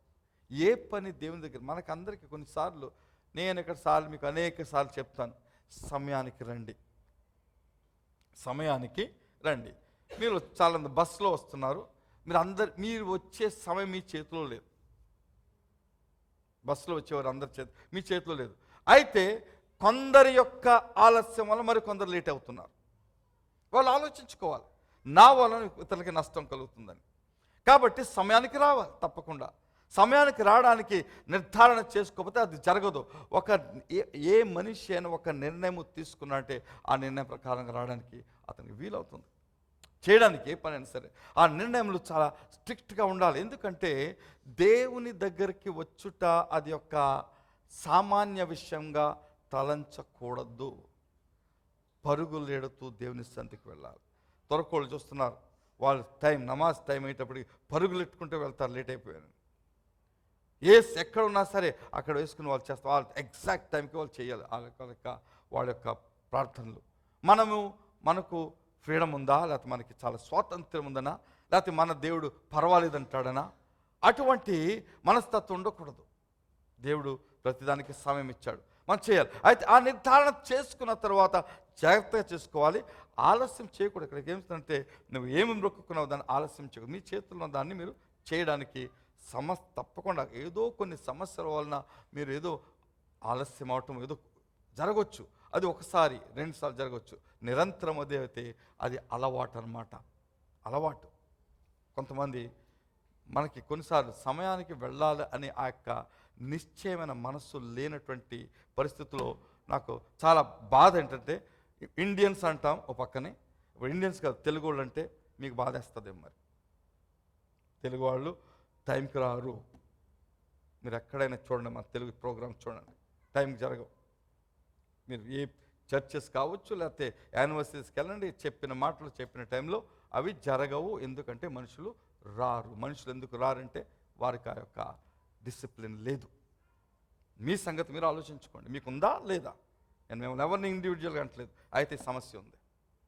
ఇది చాలా డేంజరస్ సమస్య, చాలా డేంజరస్ సమస్య. ఇది లైఫ్లో చాలామంది పైకి రాకపోవడానికి గల కారణం ఏంటంటే ఇది ఒకటి, పర్ఫెక్ట్ డిసిప్లిన్ లైఫ్లో లేకపోతే ఆ వ్యక్తి పైకి వస్తాడో అనడానికి ఛాన్స్ లేదు. లేదు, చాలా ఉన్నాయి. ఒక సంఘం చక్కగా నడాలంటే అన్నీ సక్రమంగా జరగవలసిందే. ఆమేన్. ఓకే, ముందుకెళ్ళిపోదాం. ఇదే సంఖ్యాకాండము 30 అధ్యాయం 2వ వచనం. సంఖ్యాకాండము 30 అధ్యాయం 2వ వచనం. ఇది యెహోవా ఆజ్ఞాపించిన సంగతి. ఒకడు యెహోవాకు మొక్కుకుని ఎళ్ళ, లేక తాను బద్ధుడగుటకు ప్రమాణము చేసిన ఎళ్ళ, అతడు తన మాట తప్పక తన నోట నుండి వచ్చిందంతయు నెరవేర్చవలెను. ముందుకెళ్ళిపోదాం. అదే ద్వితీయోపదేశ కాండము 23:21. నీ దేవుడైన యెహోవాకు మొక్కుకొనిన తరువాత మొక్కుబడిని చెల్లించుటకు తడవు చేయకూడదు. నీ దేవుడైన యెహోవా తప్పక నీ వలన దాని రాబట్టుకొనును, అది నీకు పాపమగును. ఇది కొంచెం డేంజరస్ మాట. ఇది మొక్కుబడి చేసుకొని లేకపోతే నువ్వు ఒక నిర్ధారణ చేసుకొని చేయకుండా ఉన్నట్లయితే అదేంటంటే దేవుడు నీ దగ్గర లాక్కుంటాడు, అది తీసుకుంటాడు. ఏది మొక్కుబడి తప్పకుండా తీసుకుంటాడు. అయితే దాంతోపాటు అది నీకు పాపంలో లెక్క వేయబడుతుంది. చాలా కష్టమైన మాటలు ఇవి. అయితే చెప్పాలి, నేర్చుకోవాలి, దేవుని యొక్క పద్ధతులు నేర్చుకోవాలి. అయితే మరి మనకు మంచి మాట ఇక్కడ ఒకటి ఉంది. 50వ కీర్తన 50వ కీర్తన 14వ వచనం. 50వ కీర్తన 14వ వచనం. దేవునికి స్తుతియాగము చేయము, మహోన్నతునికి నీ మొక్కుబడులు చెల్లించము. అప్పుడు 15వ వచనం చదివే ముందు అక్కడ మాట రాయాలని అనుకుంటా నేను. ఒక మాట అప్పుడు అని ఒక మాట రాసి, అప్పుడు, లేకపోతే ఇంగ్లీష్లో దెన్, దెన్, అప్పుడు 15వ వచనం. అప్పుడు ఆపత్కాలమున నీవు నన్ను గూర్చి మొర్రపెట్టుము, నేను నిన్ను విడిపించదను, నీవు నన్ను మహింపరచదు. ఎప్పుడు అది దేవునికి స్తుతి యాగము చేయం. దేనికి ఎల్లప్పుడూ స్తుతి చేసుకుంటూ ఉండాలి. నీ గృహములో, నీ యొక్క సంఘములో, నీ యొక్క సమయం ఉన్నప్పుడు స్తుతి యాగం, దేవుని స్తుతి మాటలతో, పాటలతో, ఆలోచనతో దేవుని స్తుతిస్తూ ఉండాలి. మనం మాకు మొక్కుబడులు చెల్లించుకోవాలి. ఏది నువ్వు చేస్తాన్నావో అది చేస్తూ ఉండాలి. అప్పుడు ఆపత్కాలమున నీవు నాకు మొరపెడితే నీకు నేను సహాయం చేస్తాను, నేను విడిపిస్తాను, అప్పుడు నన్ను మహింపరచదు. మరి ఒక విధంగా చూస్తే ఇది ఒక ఆజ్ఞలా ఉంది. ఏంటి? మొక్కుబడులు చేసుకోవడం ఒక ఆజ్ఞ లాంటిది కనపడుతుంది. 76వ కీర్తన 11వ వచనం. 76వ కీర్తన 11వ వచనము. మీ దేవుడైన యెహోవాకు మొక్కుకొని మీ మొక్కుబడులను చెల్లించుడి. మాట ఏం చెప్తుంది? మీ దేవుడైన యెహోవాకు మొక్కుకోమంటుంది వాక్యం. మీ మొక్కుబడులను చెల్లించుడి. ఆయన చుట్టూన్న వారందరూ భయంకరులకు ఆయనకు కానుకలు తెచ్చి అర్పింపవలెను. అది ఇంకొక మాట. అది ఇక్కడ చెప్పబడిన మాట ఏంటంటే, నీవు యెహోవాకు మొక్కుకో, మొక్కుబడులు చెల్లించు. ఇంపార్టెంట్. ఆయనకి ఎప్పుడు కమిట్మెంట్స్ లేకపోతే ఆయన ఎదుట ఒప్పుకోలు చేసుకో, నిర్ధారణ చేసుకో, నిశ్చయత చేసుకొని వాటిని నువ్వు జరిగిస్తా ఉండు అని ఇక్కడ ఆజ్ఞ కనబడుతుంది. కాబట్టి ఈ మొక్కుబడులు ఏంటంటే ఒక రకమైనటువంటి బలుల వంటివి, అర్పణల వంటివి. దేవునికి ఇచ్చే అర్పణలు నువ్వు దేవునికి చేస్తానని చేయటం అనేది దేవునికి ఇచ్చే ఒక బలి వంటిది. అయితే మనము సమయానుసారంగా దేవుడు మనతో మాట్లాడే పరిశుద్ధాత్ముడు చెప్పిన రీతిగా కొన్ని విషయాలను, ఇది మనకి దేవునికి మధ్యన పాస్టర్లు ఉండరు, ఎవరుండరు. మీరు మీ దేవునికి మధ్య ఉన్నటువంటి సంబంధం ఇది. ఒక మాట, ఆ మాటను మీరు చెప్పుకొని చేస్తూ ఉండటం, ఇదే మొక్కుబడి అంటే. ఇవన్నీ మనం దేవుని యొక్క పరిశుద్ధాత్మ చేత నడిపించబడినప్పుడు చేసినప్పుడు అది ఆశీర్వాదకరంగా ఉంటుంది. అయితే ఒక సమస్య ఎక్కడొస్తుందంటే, సాతాను మధ్యన వస్తాడు. నువ్వు మొక్కుబడి చేసేసుకున్న తర్వాత అనుకుని ఉంటావు, నా మొదటి జీతం ఇచ్చేస్తాను ప్రభు అనుకుని ఉంటావు. ఉద్యోగం ఇస్తే వచ్చేటప్పటికి ఆ జీతం చేతిలోకి వచ్చేటప్పటికి అప్పులు ఉన్నాయి. ఏమున్నాయి? అరే ఇన్ని అప్పులు ఉన్నాయి, జీతం చేస్తే అప్పుల సంగతి ఏంటి? లేకపోతే అప్పులోకి తెలిసి ఉద్యోగం వచ్చింది, జీతం వచ్చిందని వాళ్ళు వచ్చి వెనకాల పడతారు. వాళ్ళకి ఏం చెప్తాను, ఓకే ఈ నెల కాదు వచ్చే నెల ఇస్తాను. సాతాను అంటాడు ఏంటి తెలిసిందా, పర్వాలేదులే నీకు అప్పులు కదా ఉన్నాయి, ఇచ్చే పర్లేదు. అయితే నువ్వు మొక్కుబడి చేసుకున్నావు, నీ యొక్క ఆశీర్వాదం దేని మీద ఆధారపడి ఉంటుందంటే, నీవు మొక్కుకున్న దాన్ని చెల్లించిన తర్వాత దేవుడు నీకు మార్గాన్ని తెరుస్తాడు. హల్లెలూయా. అది మొక్కుబడి అంటే. కాబట్టి సాతాను నీవు మొక్కుబడి చెల్లించకుండా, లేకపోతే నువ్వు తీసుకున్న నిర్ణయాన్ని నీవు చేయకుండా ఆపివేయడానికి రకరకమైన ఆలోచనలు పుట్టిస్తాడు. పర్వాలేదు, నీ దేవుడు ప్రేమగల దేవుడు, ఏముంది దేవుడు నేను క్షమిస్తాడు, చేయలేకపోయాను అనుకోని, పొద్దున్న లెగలేకపోయాను, పర్వాలేదు ఏముంది, మళ్ళీ ఇంకో రోజు లాగొచ్చు అని మాటలతో నీవు తీసుకున్న నిర్ణయం నుంచి నిన్ను తప్పించేస్తుంటాడు సాతాను. దాని నుంచి తప్పించుకోవాలి మనం. ఎందుకంటే మనం అన్నది చేయకపోతే అది పాపం అవుతుందని మనం నేర్చుకున్నాం. ఆమేన్. ముందుకెళ్ళిపోదాం. అయితే ఒక మొక్కుబడిని గురించి చూద్దాం. అసలు బైబిల్లో ఉన్న మొక్కుబడులు 2 రకాలుగా మొక్కుబడులు చేసుకోవచ్చు. కొన్నిసార్లు పద్ధతి బాగుంటుంది, దాని యొక్క ఆశీర్వాదం బాగుంటుంది. కొన్నిసార్లు తప్పుగా చేసినటువంటి దాని యొక్క 2 పరిస్థితులను త్వరగా మీకు చూపిస్తాను. మొదటిది సమూయేలు గ్రంథము 1వ అధ్యాయంలో ఒక మొక్కుబడి కనబడుతుంది. 10వ వచనంలో చూసినట్లయితే అక్కడ హన్నా, మొదటిగా సమూయేలు 1వ అధ్యాయం 10వ వచనంలో, హన్నా తనకు పిల్లలు లేరని చాలా ఏడుస్తూ అనేక సంవత్సరాలు ప్రార్థన చేస్తూ ఒక ప్రత్యేకమైన సమయంలో దేవుని సన్నిధికి వచ్చి ఆ యొక్క దేవాలయంలో లేకపోతే ఆ యొక్క మరి గుడారంలో వచ్చి ఆయన సన్నిధిని కూర్చుని ఏడుస్తూ ప్రార్థన చేస్తూ, ప్రార్థన అయిపోయింది. 10వ వచనం చేసినట్లయితే, బహు దుఃఖాక్రాంతులై వచ్చి యెహోవా సన్నిధిని ప్రార్థన చేయొచ్చు, బహుగా ఏడ్చుచు. 11వ వచనం, సైన్యములకు అధిపతిగు యెహోవా, నీ సేవకురాలను నాకు కలిగి ఉన్న శ్రమ చూచి నీ సేవకురాలను నన్ను మరువక జ్ఞాపకము చేసుకొని నీ సేవకురాలను నాకు మగపిల్లను దయచేసిన యెడల వాని తల మీదకి క్షౌరపు కత్తి ఎన్నటిని రానియక వాడు బ్రతుకు దినములన్నిటను నేను వానిని యెహోవానగు నీకు అప్పగింతునని మొక్కుబడి చేసుకొనెను. ఆమె యెహోవా సన్నిధిని ప్రార్థన చేస్తుండగా ఏలి, అది అక్కడ పక్కన పెట్టేసాను. ఆమె ఏం చేస్తుంది? స్పష్టమైన మొక్కుబడి, నా కుమారునిస్తే ఆయనను నీకు సమర్పిస్తాను. ఆమెకు బిడ్డలు లేరు, వయసు కూడా ఎక్కువే ఉండుండొచ్చు. అయితే ఏమి అడిగిందో అది నేను తిరిగి ఇచ్చేస్తాను అని మొక్కుబడి. కష్టమైన మొక్కుబడి, అది కష్టమైంది. అయితే తను ఆలోచించుకొని జాగ్రత్తగా దేవుని సన్నిధిలో దాన్ని పలికింది, చేసుకున్న మొక్కుబడి. అటువంటి మొక్కుబడి ప్రార్థన చేసిన తర్వాత దేవుని యొక్క రెస్పాన్స్, ఆయన ఏమి చూపించాడు, ఎలాగ తన జవాబు ఇచ్చాడు చూసినట్లయితే 17వ వచనంలో, మరి ఆ ఏలి ఆమె ఏదో ముందు తాగుబోతనుకున్నాడు. అయితే ఏలి అంతటా నీవు క్షేమముగా వెళ్ళుమని ఒక ప్రవచనాత్మకమైనటువంటి మాట చెప్తున్నాడు. ఇశ్రాయేలు దేవునితో నీవు చేసుకున్న మనవి ఆయన దయచేయును గాక. ఒక బ్లెస్సింగ్ ఆ యొక్క ప్రధాన యాజకుని నోటి ద్వారా దేవుడు ఒక మాటను పలికించేసి జవాబిచ్చి పంపించారు. ఆమె సంతోషంగా వెళ్ళిపోతుంది. ఆ రోజుని చక్కగా భోంచేస్తుంది, తింటుంది, హ్యాపీగా ఉంటుంది. నాకు దేవుడు ఇస్తాడు అనే విశ్వాసంతో జీవించసాగింది. మరి 20వ వచనానికి వచ్చినట్లయితే, గనుక హన్నా గర్భము ధరించి, గనుకంటే మొక్కుబడి చేసుకున్నది కాబట్టి, దేవుడు జవాబిచ్చాడు కాబట్టి, నా గర్భము ధరించి దినములు నిండినప్పుడు ఒక్క కుమారుని కని, నేను యెహోవాకు మొక్కుకున్న వీరిని అడిగితనుకొని వానికి సమూయేలు పేరు పెట్టెను. అంటే దేవుడు నా స్వరం విన్నాడు అని అర్థం. సమూయేలు అంటే నా మాట విన్నాడు, ఈ హర్డ్ మీ అనే మాట నా అర్థం అని ఆయనకు పేరు పెడుతుంది. కరెక్ట్గా 5 సంవత్సరాలకు అతను చూసి, అతని పిల్లతనం పోయే వరకు చూసి, ఆ జ్ఞానం వచ్చే వరకు తీసుకొచ్చి, కరెక్ట్గా తీసుకొచ్చి దేవునికి మొక్కుబడి చెల్లించేస్తుంది. చెల్లించగా ఏమి జరిగిందంటే, ఆమెకు అనేక మంది పిల్లలు పుడతారు తర్వాత. హల్లెలూయా. ఖాళీగా లేదు. ఇంకా దేవునికి ఇచ్చేసిన తర్వాత దేవుడు ఆమె దీవించి 5 సంవత్సరాలు మళ్ళీ పిల్లలు పుట్టలేదు. ఇచ్చిన తర్వాతనే దేవుడు ఆయనకు పిల్లల్నిచ్చి ఆమెను సంతోషపరిచాడు. దేవునికి మహిమ కలుగును గాక. ఇది ఒకటి. రెండవది, మొక్కుబడికి తగినట్టు జవాబు వస్తుంది, కానీ జాగ్రత్తగా ఆలోచించకుండా అనాలోచనగా మొక్కుబడులు చేస్తే దానిలో కష్టాలు కూడా ఉంటాయి. దానికి ఒక ఎగ్జాంపుల్ చెప్తాను.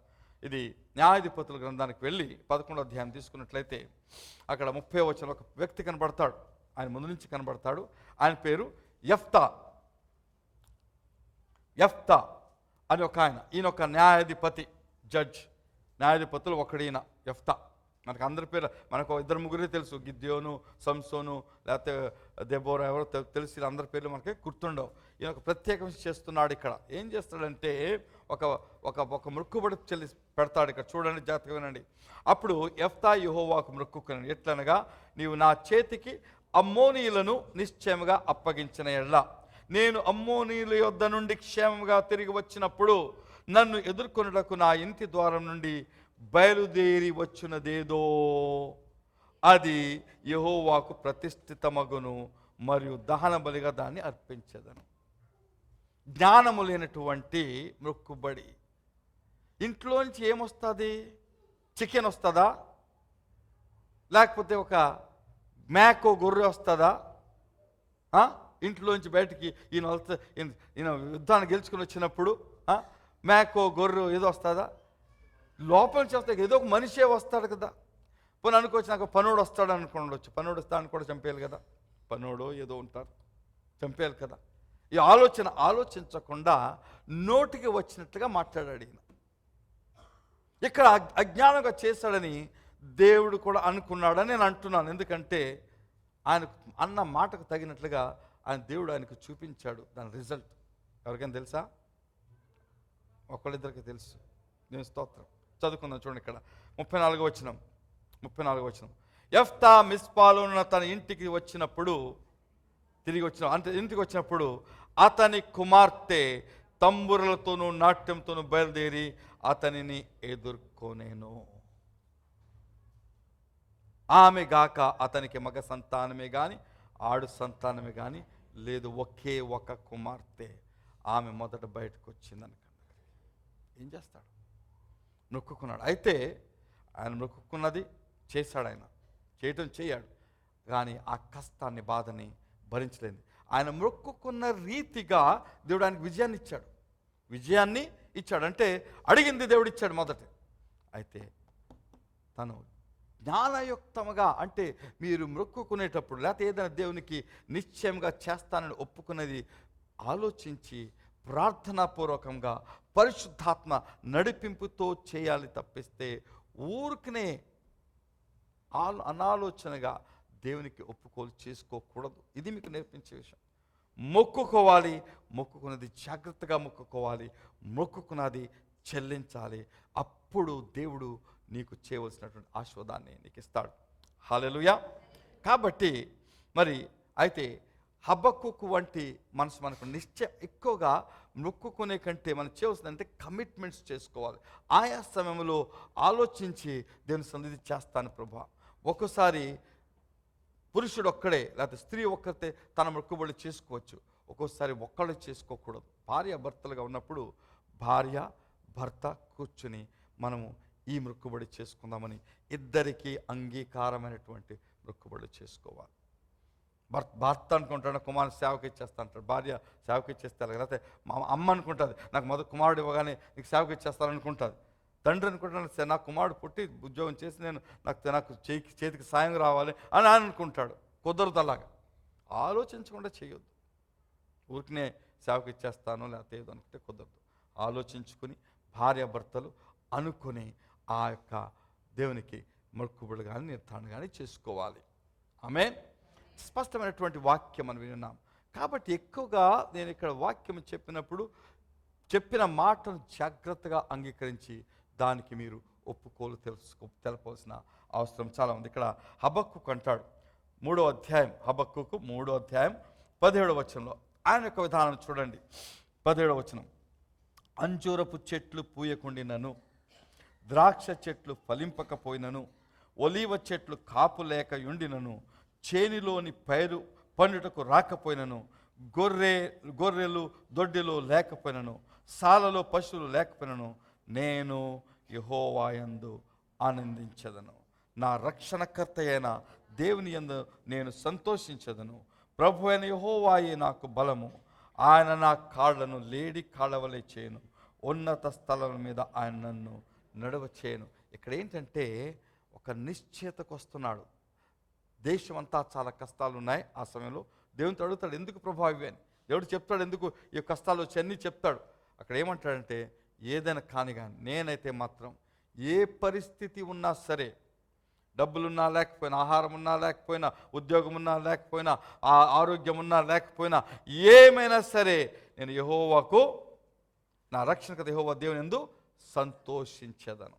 సంతోషము మనము అనుకోవడంలో ఉంటుంది. మీకు అర్థమైందా? మీకు అర్థం కాలేదు. మీరు సంతోషంగా ఉండాలో ఉండకూడదో మీ చేతిలో ఉంటుంది. డబ్బులుంటే సంతోషంగా ఉంటే అది డబ్బుల నుంచి వచ్చిన సంతోషం. లేకపోతే ఏదో మీరు కావాల్సిన మంచి షర్టో లేకపోతే చీరో కొనుక్కుంటే సంతోషం, లేకపోతే మంచి ఐఫోను లేకపోతే ఏదో ఫోన్ కొనుక్కున్న ఆ సంతోషం, అది దానికి కొద్ది సమయం ఉంటుంది. నేను ఎల్లప్పుడూ సంతోషించదను అనే నిర్ణయం తీసుకొని ఏ పరిస్థితిలో కూడా నా సంతోషాన్ని నేను పోగొట్టుకోను. ఎందుకంటే నన్ను రక్షించిన దేవుడు, నన్ను నడిపించే దేవుడు, నన్ను కాపాడే దేవుడు, నా కొరకు ప్రాణం పెట్టిన యేసు ప్రభు నన్ను ఎన్నడూను విడువడు, ఎడబాయడు. నేను కష్టంలో ఉన్నా నాతో ఉన్నాడు, నాకు నొప్పి వచ్చినా నాతో ఉన్నాడు, నేను జ్వరం వచ్చినా లేకపోతే తలనొప్పి వచ్చినా లేకపోతే ఉద్యోగంలో కష్టాలున్నా బాధలున్నా ఆయన నాతో ఉన్నాడు. కాబట్టి ఆయన ఉన్నంత వరకు నాకు అసంతోషము బాధ కలగదు. అది మన నిర్ణయమై ఉండాలి. అక్కడ ఆఖరి ఒక వాక్యం చెప్పి నేను ముగిస్తాను. కీర్తన 5వ కీర్తన 1వ వచనం చూసుకుందాం. 5వ కీర్తన 1వ వచనం నుంచి, యెహోవా నా మాటలు చెవినిబెట్టుము, నా ధ్యానం మీద లక్ష్యమించుము. నా రాజా, నా దేవా, నా ఆర్తధ్వని ఆలకించుము.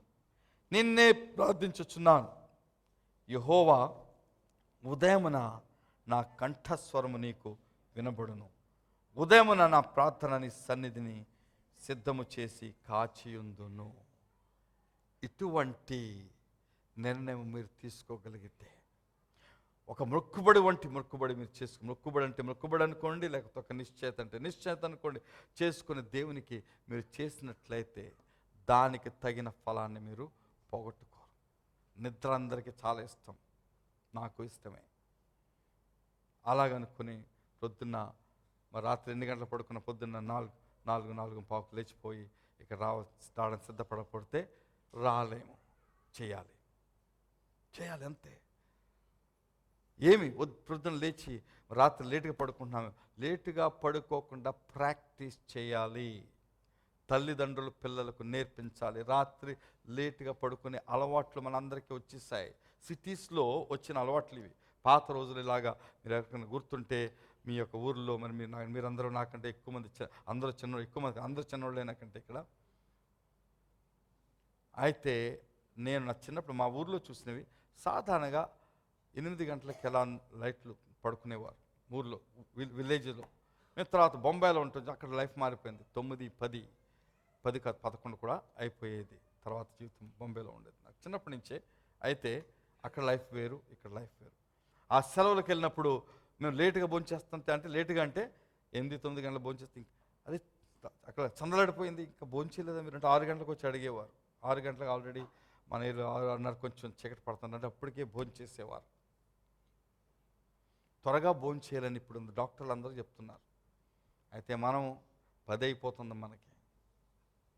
మీరందరూ కొంతమంది పనులు చేసుకుని వచ్చి వంట చేసుకొస్తాం, దాని గురించి నేను ఏమన్నాను. అయితే వీలైన వారు త్వరగా భోజనం చేయడానికి సిద్ధము చేసుకోవటము మంచిది. త్వరగా పడుకోవాలి. ప్రొద్దున లేచి దేవుని కొరకు మొదటి కొన్ని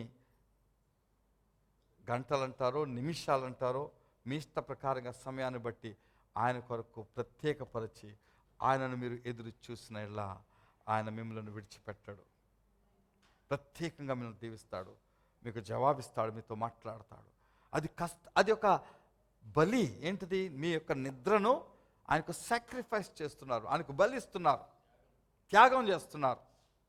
నిద్ర మీకు ఇష్టమైంది, నాకు ఇష్టమే, మనందరికీ ఇష్టమే, దాంట్లో తప్పేం కాదు, అందరికీ నిద్ర. అయితే ఆ నిద్రను సాతాను తన చేతితో తీసుకుని మన మీద పెడుతుంటాడు. మనం లేచే సమయానికి నిద్రనిస్తుంటాడు. ఇవాళ పొద్దున్న మార్నింగ్ అలారం రాగానే ఏంటి ఎప్పుడు అలారం సెలవు వస్తుంది, ఇవాళ సండే అని కూడా గుర్తు రావట్లేదు నాకు. ఆ అలారం రోగే సమయంలో పక్కనే అరే సండే కదా అప్పుడు, ఎందుకంటే ఏం లేదు, చక్కకుండా ఒక బట్టను నొక్కి నిద్రపోవచ్చు. మళ్ళీ కొంతమంది జరుగుతుంటే అలా కాకుండా మొక్కుబడి చేసుకుందాం, మొక్కుబడులు చెల్లిద్దాం. మొక్కుబడి అనే మాట మీకు ఇష్టం లేకపోతే నిశ్చయత చేసుకుందాం. మనం ఏమి నిశ్చయిస్తామో దాన్ని తప్పకుండా నెరవేరుస్తాం. కళ్ళు మూసుకుందామండి. Thank you Jesus.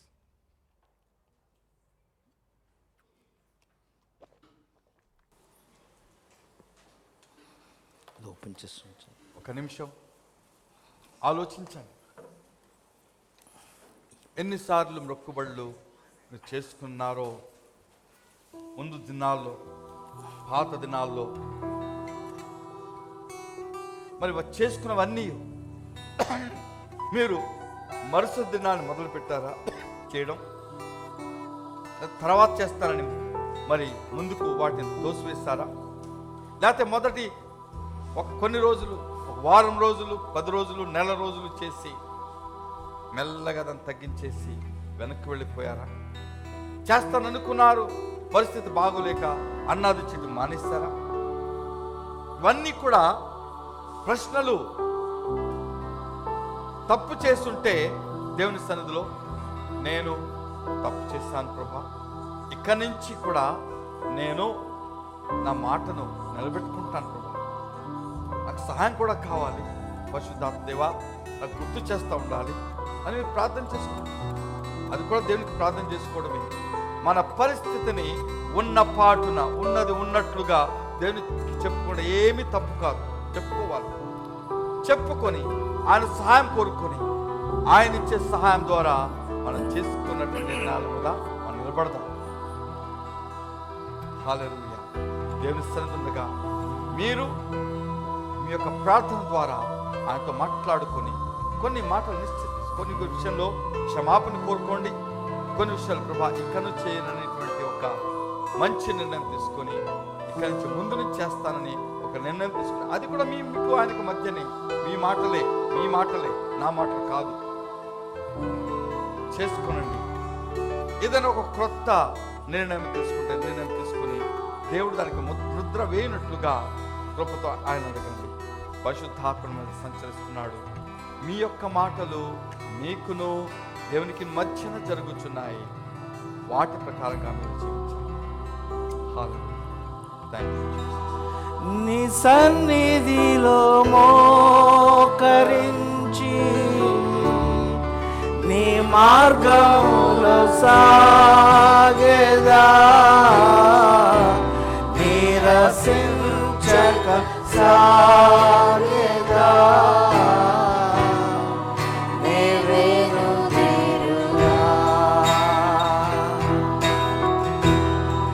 నీ సన్నిధిలో మోకరించి నీ మార్గములో సాగేదా, నిరసించక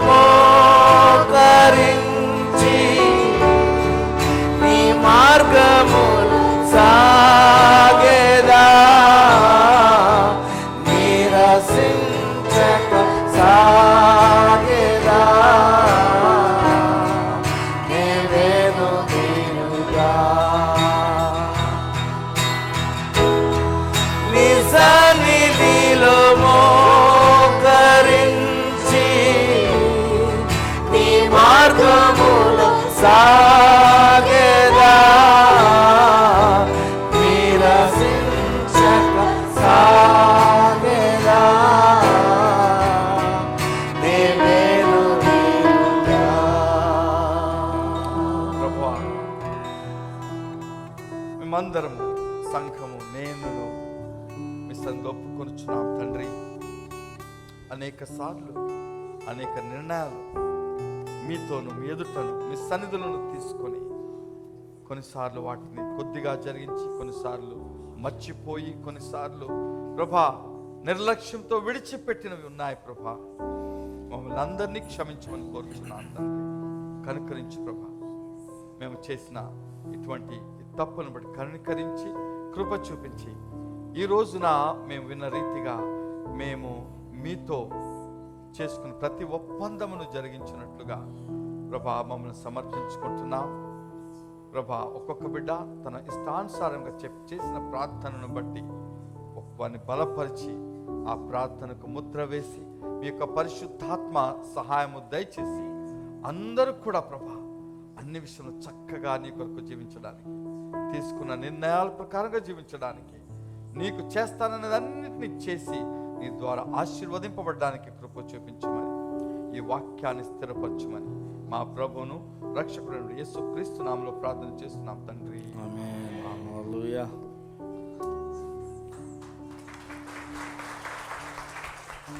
హల్లెలూయా. దేవునికి కానుకలు సమర్పించుకుందాం. కానుకల ద్వారా దేవుని ఆరాధిద్దాం.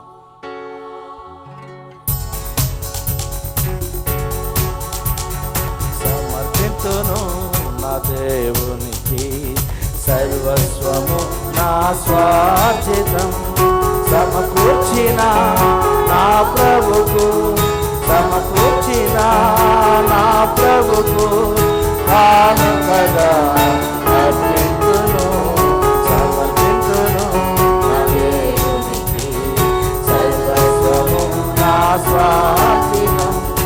అబ్రాహాము ఇస్సాకునే దేవుని కర్పించినట్లే, అబ్రాహాము ఇస్సాకునే దేవుని కర్పించినట్లే, ఆయన ఇచ్చినది ఆయనకే సమర్పించును, ఆయన ఇచ్చినది ఆయనకే సమర్పించును, ఆయనకే సమర్పించును, సమర్పించును నా దేవునికి సర్వస్వము నా స్వార్జితం. 5,000 జనానికి రొట్టెలు పంచగా మిగిలే, 5,000 జనానికి రొట్టెలు పంచగా మిగిలే, కొద్ది అయిన ఈ కానుక వృద్ధి నొందు మన సంఘము, కొద్ది అయిన ఈ కానుక వృద్ధి నొందు మన సంఘము, వృద్ధి నొందు మన సంఘము. సమర్పించును నా దేవునికి సర్వస్వము నా స్వార్జితం. హల్లెలూయా.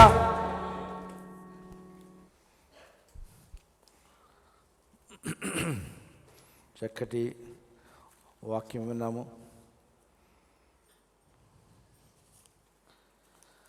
మన మొక్కుబడులు, సరైన మొక్కుబడులు మనం మొక్కుకోవాలని, మొక్కుకున్నది మనము ఒప్పుకున్నది మరి కష్టమైన నష్టమైన జరిగించాలని దేవుని వాక్యం ద్వారా విన్నాం.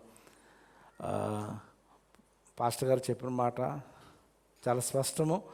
చాలామంది మీలో మొక్కుకోమన్నారు కదని అన్నాడు ఆయన, ఎవరో పౌలు గారు చేశారని గుందలకి వెళ్తాను, తలనీళ్ళు ఇస్తాను, ఇలాంటి పిచ్చి పిచ్చి ఒప్పుకోకండి. ఆ ఒప్పుకోలు మనకు పనిచేయవు. అలా చేస్తే శాపగ్రస్తులు అయిపోతారు, నరకప్రాప్తులు అయిపోతారు, అన్యులు అయిపోతారు, విగ్రహారాధికులు అయిపోతారు. ఆ విధమైన పనులు చేయకండి. ఓకే, దేవునికి అటువంటి మొక్కుబళ్ళు కాదు మనం చేసుకోవాల్సింది, సరి అయిన మొక్కుబళ్ళు. ప్రార్థన చేసుకుంటాను, కష్టమైనది కాదు కదా. అనుదినం ప్రార్థన చేసుకుంటాను, వాక్యం చదువుకుంటాను, దేవునితో నడుస్తాను, దేవునికి ఇష్టమైన పనులు చేస్తాను, ఆయనకి ఇష్టం కాని పనులు నేను వదిలిపెడతాను. ఇవి కష్టమైనవి కావు. ఏమేన్ అటువంటి సరైన పనులు చేసుకుని సరిగా నడుచుకుంటే దేవుని ఆశీర్వాదాలు మనకు ఉంటాయి. ఏమేన్ హల్లెలూయా. యోప్తా గురించి ఎందుకు దేవుడు వాక్యం రాసించాడో మనం సరిగా ఆలోచించినట్లయితే, కష్టమైన దేవునితో ఒప్పందం చేసుకుంటూ కష్టమైనా సరే దేవునికి ఇష్టంగా జీవించడానికి ఇష్టపడ్డాడు. ఆమేన్, హల్లెలూయా. తన అన్న మాట ప్రకారంగా జీవించాడు. అలాగే మనము కూడా మాట మీద నిలబడేవారుగా మనం ఉండాలని దేవుడు మనతో మాట్లాడుతున్నాడు. ఆమేన్, హల్లెలూయా. అటు రీతిగా జీవించి దీనికి మహిమనిద్దాం. సోదరులు చిన్న గారు వచ్చి ఎత్తబడిన కానుకల కొరకు ముగింపు ప్రార్థన చేస్తారు. పాస్టర్ మనోహర్ గారు మనకి ఆశీర్వదిస్తారు.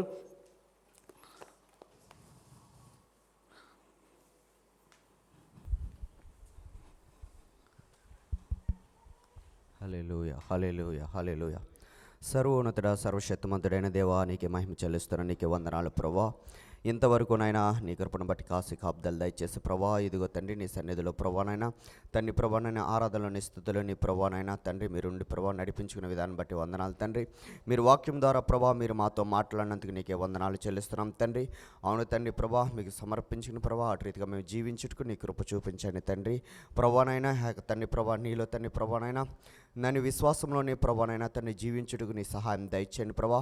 తను ఏదైతే మేము మొక్కుబడులు తండ్రి ప్రభానైనా ఏదైతే మేము నిర్ణయం తీసుకున్నా ఆ నిర్ణయాన్ని బట్టి ప్రభానైనా నిలబడేట్టుకు తండ్రి ప్రభా మా శక్తి అయితే సరిపోదు కానీ ప్రభా నీ యొక్క బలముని నీ ఆత్మశక్తిని మాకు అందరికీ దయచేయమని అడుగుతున్నాను తండ్రి. దేవా నీ కృపను కాపుదలతో మమ్మల్ని అందరిని నడిపించుకోమని అడుగుతుంది తండ్రి ప్రభు. ఇదిగో తండ్రి చెప్పిన తండ్రి ప్రభానైనా దైవదాసుని ప్రభానైనా ఇంకా ఆత్మీయ బలముతో పరిశుద్ధాత్మ నింపుదలతో లోతైన వాక్యముని చెప్పుటకు నీకు అభిషేకం తండ్రి ప్రత్యేకరీత నీకు అభిషేకం సంపూర్ణమైన ఆరోగ్యమైనకి దయచేయమని అడుగుతున్నాం తండ్రి. దేవా ఇదిగో తండ్రి సంఘ బిడ్డలందరినీ దీవించండి, ఆశీర్వదించండి ప్రభా. నీ కృపను నీ వెలుగుని నీ ఆత్మీయ బలం అందరికీ దయచేసి ప్రభానైనా నీ కృపలో దినదినం ఇంకా వర్ధులుటుగునైనా నీ ఆత్మలో నడిచేటుకు సహాయం దయచేయండి ప్రభా. దేవ ఇదిగో తండ్రి ప్రభా నీ కానుకలు ప్రభా ప్రతి ఇచ్చిన ప్రతి హస్తాన్ని కూడా ప్రభానైనా ఆశీర్వదించండి. నూరంతల ఆశీర్వాదములు తండ్రి ప్రతి తండ్రి బిడ్డకి దయచేయమని ప్రభా. ఈ తండ్రి ప్రభా ఈ చిన్ని ప్రార్థన పాసచ్చు నీ కృపను వెలుగును పరిశుద్ధాత్మ నింపుదల ప్రతి బిడ్డ మీద ఉంచి నీకు మహిమలోని నీ ఆత్మలో నడిచే జీవితాలు మా అందరికీ ప్రసాదించమని ఈ చిన్న ప్రార్థన పాసను చేర్చుకోమని నజరైన ప్రభువైన యేసుక్రీస్తు వారి నామమున అడిగి వేడుకుంటున్నాము తండ్రి, ఆమేన్. ఆశీర్వాదం ముందు పాస్టర్ సతీష్ గారు కొన్ని రోజుల కొరకు ప్రయాణం చేస్తున్నారు. రాత్రి ఆయన కోసం ప్రార్థన చేద్దాం. ముందుకు వచ్చినట్లయితే సతీష్ గారు. ప్రేమ గల తండ్రి కృపదేవానికి నామ స్తోత్రం. అదిగోని సేవకుడు ప్రభా సతీష్ గారు సిస్టర్ మాలతి గారు మరి ప్రయాణం చేసి రాత్రి వెళ్ళుచుండగా ఇండియాకు ప్రభా మీ రక్తపు కంచి వారి చుట్టూ వేసి వారు ప్రయాణం చేసే ప్రతి విమానము వాహనములు మరి అన్నిటి చుట్టూ వేసి వారు ఉండే స్థలాల్లో మీ యొక్క సన్నిధినిచ్చి కాపాడి వారు ఆశించిన ప్రతి పని విషయంలో మీరు నడిపించి సురక్షితంగా తీసుకుని మళ్ళీ సురక్షితంగా మా మధ్యకి చేర్చాలని వారిని కాపుదలు ఉంచాలని మా ప్రభును రక్షకుడు యేసుక్రీస్తు నామములో ప్రార్థన చేస్తున్నాం తండ్రి, ఆమేన్. ఇప్పుడు తండ్రి దేవుని యొక్క ప్రేమయు యేసుక్రీస్తు వారి కృపయు పరిశుద్ధాత్మక నిరంతర సహవాసం మనకును ఆయన ప్రేమించిన వీళ్ళందరికీ మరి ఇప్పుడును ఎల్లప్పుడూ తోడుగా ఉండును గాక, ఆమేన్. ఒక చిన్న ప్రకటన. Bethlehem ministries Dubai pastor Jagan Paul గారు వారి యొక్క వార్షికోత్సవము 26వ తారీఖున ఏప్రిల్ 26వ తారీఖున జరుగుతుంది. అది న్యూ అకాడమీ స్కూల్ బర్దుబాయ్లో అంటే ఎస్టర్ హాస్పిటల్ ఎదురుగా ఉంటుందట. అక్కడికి వారి యొక్క ప్రత్యేక గెస్ట్ ప్రీచర్ ఎవరంటే కిరణ్ పాల్ గారు మంచి వాక్యం చెప్తుంటారు. మీకు ఇష్టమైతే అది 7 గంటలకు సాయంత్రం ఆదివారం 26వ తారీఖున మరి కావాల్సిన వారు వెళ్ళి మరి మీరు అక్కడ ఆనందించవచ్చు. ఆశీర్వదించండి.